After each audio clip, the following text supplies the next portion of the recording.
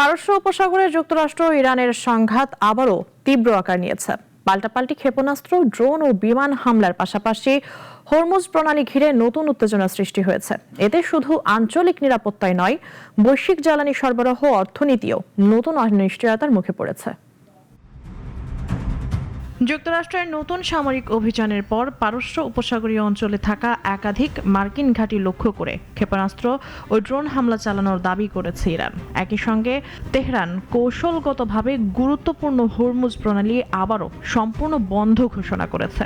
ফলে গত মাসে হওয়া অন্তর্বর্তীকালীন সমঝোতার ভবিষ্যৎ নিয়ে নতুন করে শঙ্কা তৈরি হয়েছে। মার্কিন সেন্ট্রাল কমান্ড জানিয়েছে, আন্তর্জাতিক বাণিজ্যিক জাহাজের নিরাপদ চলাচল নিশ্চিত করতে এবং ইরানের হামলার সক্ষমতা দুর্বল করতে তারা ব্যাপক বিমান অভিযান শুরু করেছে। মার্কিন সামরিক মুখপাত্র টিম হকিন্সের দাবি, মার্কিন যুদ্ধবিমান একটি ক্রুজ ক্ষেপণাস্ত্র, একটি আত্মঘাতী ড্রোন সফলভাবে ভূপাতিত করেছে। প্রেসিডেন্ট ডোনাল্ড ট্রাম্পও সামরিক অভিযানের কথা উল্লেখ করে বলেছেন, তাদের বাহিনী ইরানকে কঠোরভাবে মোকাবিলা করছে। অন্যদিকে ইরানের গণমাধ্যম জানিয়েছে, সিরিক বন্দর আব্বাস ও কুশেম দ্বীপে মার্কিন হামলায় একাধিক বিস্ফোরণের ঘটনা ঘটেছে। পররাষ্ট্র মন্ত্রণালয় এই হামলাকে আগ্রাসী পদক্ষেপ বলে নিন্দা জানিয়েছে। একই সঙ্গে ওমানে অনুষ্ঠিত আলোচনা ব্যর্থ হওয়ার জন্য তেহরান ও ওয়াশিংটনের চাপকে দায়ী করেছে।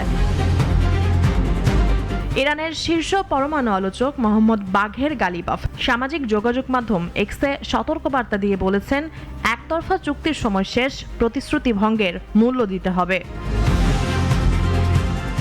এদিকে ইরান হরমুজ প্রণালীতে জাহাজ চলাচল নিয়ন্ত্রণ ও শুল্ক আদায়ের জন্য নতুন একটি কর্তৃপক্ষ গঠনের ঘোষণা দিয়েছে। তবে যুক্তরাষ্ট্র বলছে, হরমুজ আন্তর্জাতিক জলপথ এবং সেখানে নৌ চলাচল স্বাভাবিক রাখতে তাদের নৌবাহিনী মোতায়েন রয়েছে।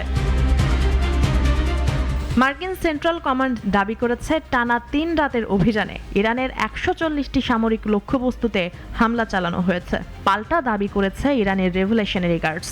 তাদের ভাষ্য, জর্ডান, কুয়েত, ওমান ও কাতারের মার্কিন স্থাপনাগুলোতে সফল হামলা চালানো হয়েছে।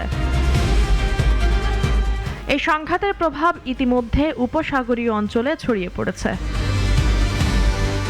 মুনিয়া চৌধুরী, নাগরিক।